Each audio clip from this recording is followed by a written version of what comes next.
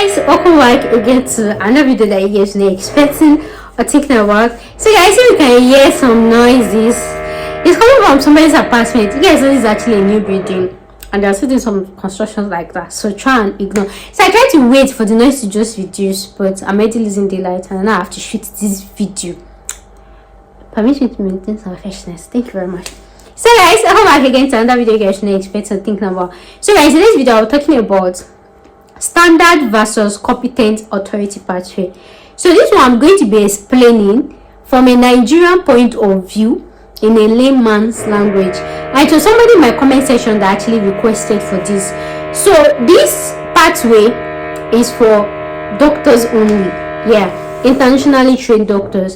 So if you plan to work in Australia and you're an internationally trained doctor outside Australia, so you can make use of this pathway. Normally, not like normal, generally, according to Australian Medical Council, there are actually three pathways that an internationally trained medical doctor can actually move to. The first one is standard pathway, the second one is competent pathway, then the third one is specialist pathway. But you know that before we get to that special pathway, many people always fall between the standard, the competent, before we get to the specialist, right? So today we're talking about the competent pathway. So the person actually requested for competent pathway, but I want to explain it with standard pathway because two of them, I'm seeing two of them like it can be a bacon like that. So let's start with the first one, standard pathway. From the name, standard, like basic. So this one is for international medical graduates that you completed your MBBS in your country or in another country and you've done your internship. Let me just tell one thing. If you're going to Australia, even to UK self, budget your internship. The only country you can move to as an international medical graduate is USA. That's the only country that if you are very strategic, you write your USMLE step 1, step 2, step OET, everything before you graduate, and you're so strategic and you match this first cycle when you graduate, that's the only country that can accept you as an international medical graduate without internship. Any other than that, whether you're going to Australia, whether you're going to Canada, whether you're going to, you need your internship. So and that's one mistake people used to do. Like some doctors, when they finish, they feel like I'm going to Australia, I want to go and do masters in something instead of this thing. No, you're just wasting your time. Go and do that internship. You cannot go anywhere. Just don't stress yourself. You need that internship to actually apply for a job. Yeah, even people that actually study medicine in Australia, they have to do their internship first before they apply for APFA. So this means saying, if you plan moving to Australia, have it in mind that you're going back to your home country, or you're going back to any country that will allow you to do internship, and you need to give proof.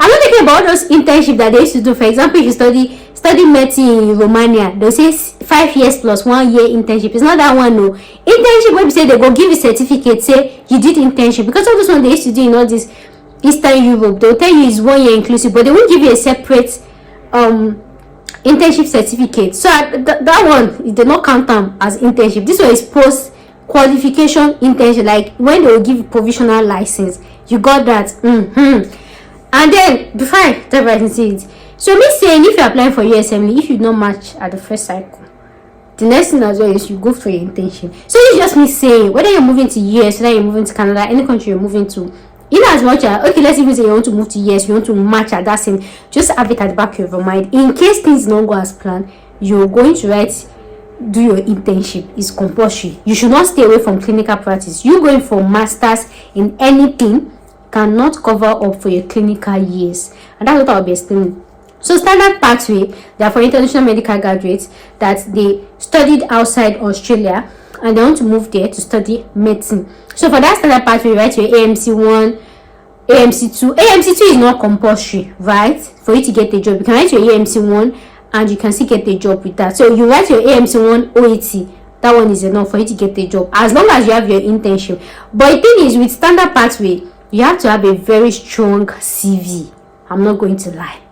I am not going to lie. You have to have a very strong CV, not all just those basic that the only thing that is on your CV is MBBS, AMC1, OET, finish. No, you're too busy, guy. Like you are too basic. You need something to, you understand? So you need to add so many things. Maybe all this volunteer, or this group, or this, you know, this association, or this clinical. Like you're active, clinical, like your CV. So with that, I can tell you that you're definitely sure to actually get a job with just your AMC1. And if you like, it's taking time for you to get a job with your AMC1, you can actually do your AMC2. Now the good news is AMC2 is like the clinical skills. Instead of traveling to Australia to do your clinical skills, there's a way you can actually do it online. Yes, you can do it 100% online, so you can do that one too. But this is just me saying, whether you did your AMC1, whether you are doing both, you have to have strong CV. So don't just go on a straight line of you have MBBS, you did AMC1, and there is nothing else in your CV. So if you like, may you get more than that, nobody's going to recruit you. So you have to show that you're a competitive applicant. And this one should not serve as a discouragement to you. Even if you're moving to US, even if you pass USMLE, you get 1 million percentage, right? You still have to have like kind of a competitive CV, like not just basic. Even if it's group where you join, even if it's witches and wizard group, hard down. Make them not say, okay, don't be just met the way they do, just spice it up. You get? So that's how my list is. So that's standard pathway for people that don't study outside, that study outside Australia. So the competent pathway, these are doctors that did not study in Australia, but they've worked in approved jurisdictions like UK, like Canada, like US, and I think one other country, like 4 like that. So from these countries, you can move to Australia. And if you're going through this competent pathway, the good thing is you don't have to do the AMC1, you don't have to do the AMC2. Because contrary to US, for example, even if you've been working in Australia as a doctor for years, or in Canada as a doctor for years, you've written MCCQ, and if you're moving to US, my data USM leave, no fee skipper, you go right down. But for Australia, they give this waiver that once you're working as a doctor with license, even if you've done just 1 year internship in US, in UK, in Canada, in New Zealand, you can actually move via the competent authority pathway. You don't have to write the exam. AMC anything, no, you don't have to write any exam. So yeah, those are the major differences between the two. The another question I want to ask is, between these two, which one do I think like people really have opportunity of getting a job? Realistically, people that have practiced in other jurisdiction like UK, Canada, this thing, have high chances of getting a job than people that they've not experienced medicine outside their home country. And that's because all this UK, US, anything, they have some kind of similar medical system, the equipment. You know, for example, if you're practicing medicine in Nigeria, you know, as we they take improvise, them to do the improvise. I'm just giving an example. So somehow they have more advantage to get this job. But in as much as I'm telling you that people that go through the competent pathway have more opportunity of getting a job in Australia than people going through standard pathway. People going through standard pathway are actually still getting a job. So this is not me saying because of that you say no, I dey go UK, I go write PLAB and everything. Because the bottom line is, now as it stands now, people are passing PLAB 1, PLAB 2, but the thing is they are not getting sponsored jobs. Yes, they're actually not getting sponsored jobs. So more like there's job saturation.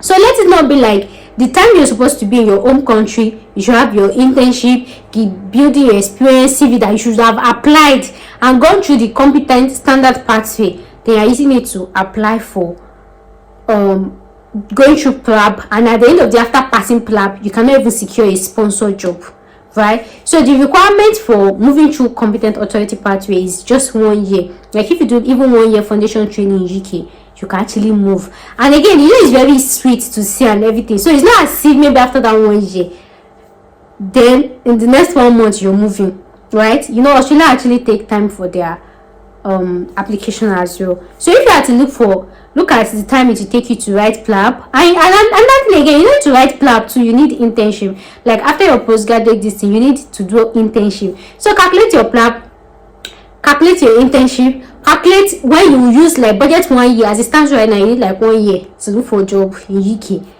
But yeah, this is, so we're looking at almost 4 years if you want to go to UK and pass through that route before you enter Australia. Whereas if you're in your home country, if you're doing your internship and you put your best foot forward, gather all things to make your CV competitive, in looking at 1, 2, 3 years, you could be in Australia. So I feel like someone is the same thing. All what they are looking at, in as much as they prefer people that have practiced in all these approved jurisdiction, all they're looking at is the type of doctor that you are, the type of individual doctor that you are.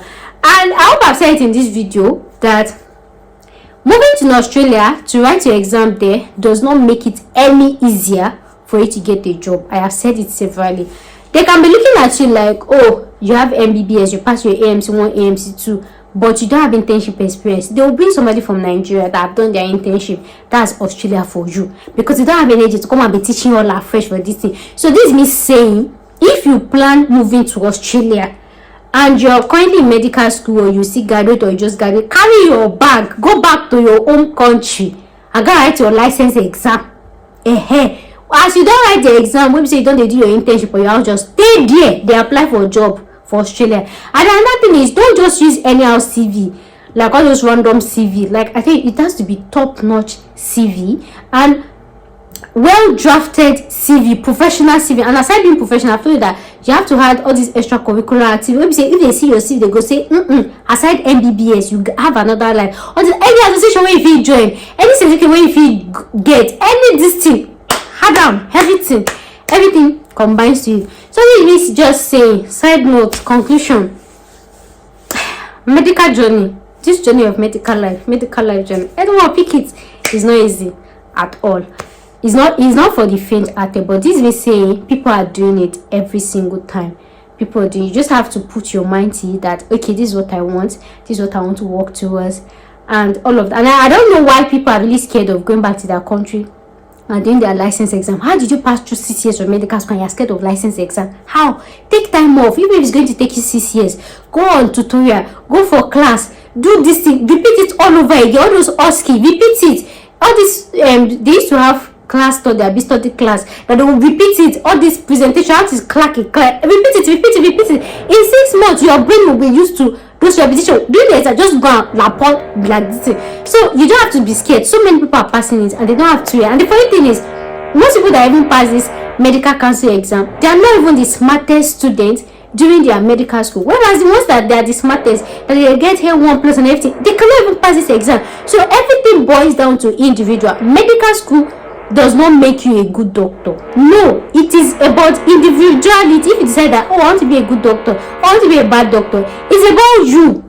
It's about you or your life or this. So you just have to take out time to study. So you be saying this dream of moving to Australia is actually achievable, whether you're going through the competent pathway, whether you're going through the standard pathway, whether you're going through the any pathway. It is achievable. It is achievable as long as you actually put your mind to it and you do what is right. I do what is. I think the motivational speaker, but me myself, I need motivation. And yes, straight. So guys, I hope this video was in one way or the other helpful to somebody out there and all of that. So if you have any question, you can leave it in the comment section, and of course I'll try my best to respond as fast as I'll respond as fast as I can. And also in my subsequent videos, I'll be talking about the cost estimate of these pathways. This one is just like overview for you to understand which I right talk, and I'll see you guys. So guys, I'll be guys at the end of today's video. Thank you guys so much for watching. I'll see you guys for next time. Bye for now.